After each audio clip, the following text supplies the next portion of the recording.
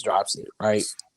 Lyrically, still top tier in my list. But my number one album is Big Sean, Detroit 2.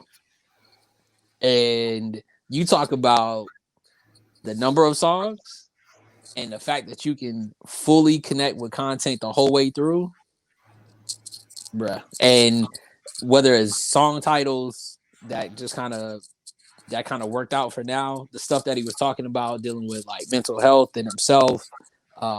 It again, when you, I guess if you will, the whole purpose is trying to mature with the music you can listen to as well. But as you hear these artists that are getting older and going through either similar things or things in that matter, and they can still verbally put it together the way that they can and still be dope with it, I feel like this album in by itself. But yeah, top spot. We're talking about fire beats, talking about crazy production. We're talking about bars. And I wasn't the one initially out of the crew that was the most hyped about this one. Like, I wasn't the one in the group chat that started, yo, did y'all listen to this yet? Like, I wasn't first. But RTJ4 is my album of the year. Yeah, I'm mad I didn't put it on my list, man.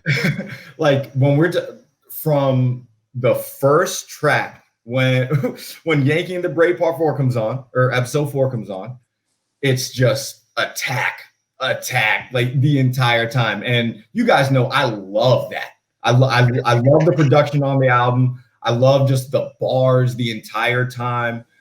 There's a grittiness to it that is just something that speaks to me. So this was one that, looking back on all of 2020 for me, this was the one that I was like, yo, from front to back, this was the one. This was it. My album of the year. Like, I battled because there's a lot of good music, but then I was like, I'm let me find my list. Where the hell is it at? Oh, there it is. Okay, hip hop. I'm preaching hip hop.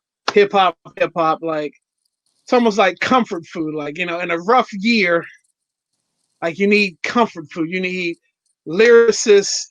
You need instrumentals. You need music. All that. You need all that, like a perfect combination. And you need like a familiar face to deliver, or a familiar voice to deliver, like, a great album. And I will also say, like, the album is produced by, like, I was probably producer of the year. Like, this Hit Boy was all over the place this year. And so for my number one, I went with Nas, King's Disease. Just top to bottom, like, hip hop. And so I got Nas and Jay in 1 year indirectly. You know what I'm saying? For me, like, from front to back, replayability, and just like features and top notch guests. Like, I gotta go with Alfredo, man. Like, and just, it was just a perfect marriage of music and rhymes. And Freddie is just like as sharp as he's ever been on that joint. So yeah. I gotta go with Alfredo. Does he do all his writing? Yeah, I would think so. Like, he's just super nice with it, man. Like, I don't really hear anybody else rapping like him. No. On anything. Like, he can probably, I mean, he's really the only one who's going bar for bar with Black Thought and Mos Def on the same record. You know what I'm saying? Like, ain't nobody going up against dudes like that. So, but him, he can hold his own and just be like, oh, he probably got them. You know what I'm saying? You can argue that,